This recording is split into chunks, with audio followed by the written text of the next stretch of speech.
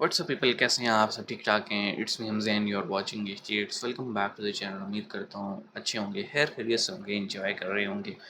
और आज हम आपके लिए लेकर आए हैं next level roasting, brutal roast, meme roast और न्यूज़ रोस्ट। तो भाई न्यूज़ के जो टॉक शोज होते हैं ना, उनमें से लिए हुए क्लिप हैं।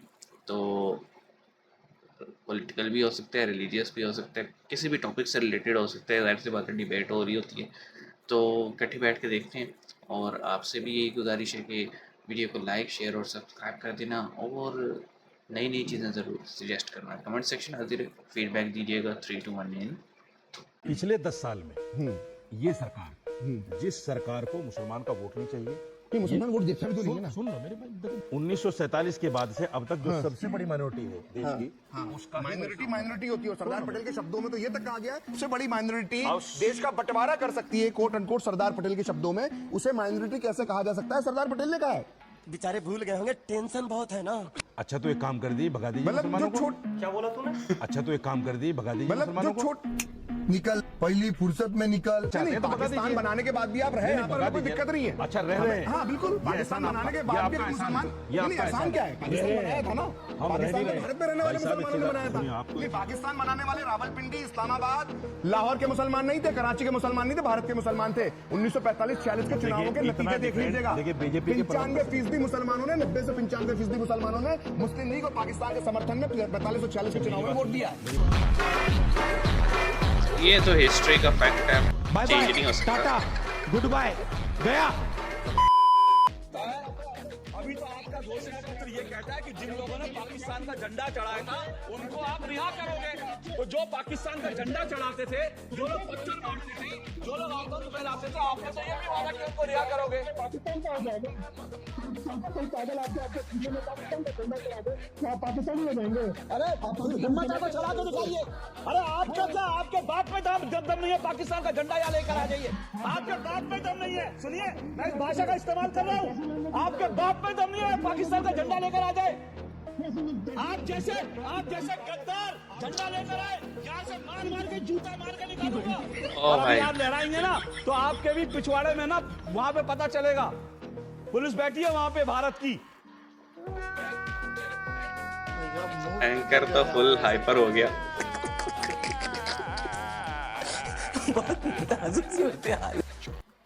मजा नहीं आ रहा। अच्छा, कुछ पढ़ाओ। आज की तारीख में बुरहान को कोई पूछता नहीं है। कुत्ते की मौत मारा गया था बुरहान वानी। सुनो मेरी बात, ये बड़ी अच्छी बात। कुरान वानी।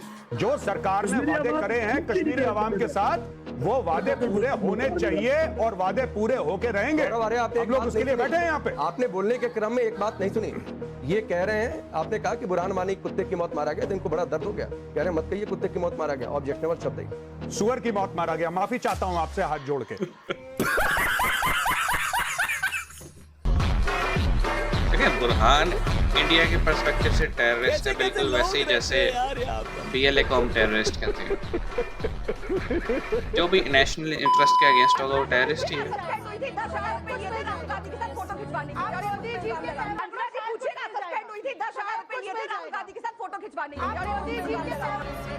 गरीब की मजबूरी नहीं समझते ये लोग।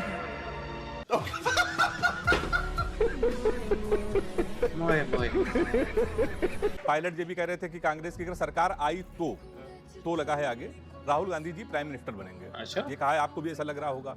मैं एक लघु कथा केवल सुना दे रहा हूँ बच्चों को। लघु कथा केवल इतनी है, एक सुंदर सी लड़की एक वो साधु के पास गई, गुरु जी के पास, महात्मा के पास। कहने कि गुरु जी ये बताओ कि जीवन में सबसे बड़ा अपराध क्या होता है, पाप क्या होता है? तो उसने कहा बेटा जीवन में कभी घमंड न करना, घमंड से बड़ा कोई पाप नहीं होता है। तो उसने कहा गुरु जी हम आईने के सामने जब जाते हैं तो हम तो बहुत सुंदर हैं, हमें घमंड आ जाता है। तो बाबा जी ने कहा बेटा गलत फहमी में कोई पाप नहीं होता है। ये सुप्रिया के बाद ये कोई नया आइटम है जिसकी बेइज्जती होती है रोज।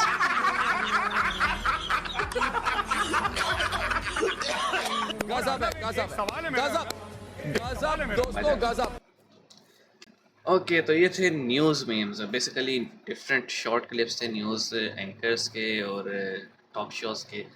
तो पहले 2 क्लिप में तो भाई वो ठीक ठाक भड़क गए, मतलब भड़कना बनता भी, तो देखिए नेशनल इंटरेस्ट के अगेंस्ट जो भी बात करेगा तो मेरे ख्याल में जो नेशनलिस्ट होगा वो भड़केगा।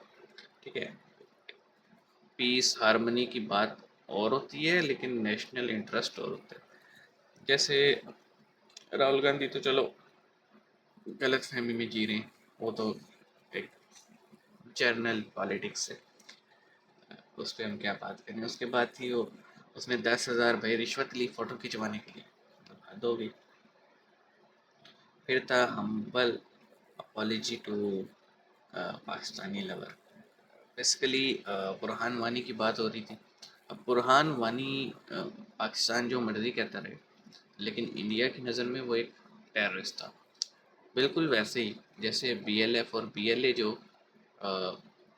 इंडिया की नज़र में वो समझ लें लिबरेटर्स हैं बलूचिस्तान के, पाकिस्तान की नज़र में वो टेररिस्ट हैं। सेम कहानी।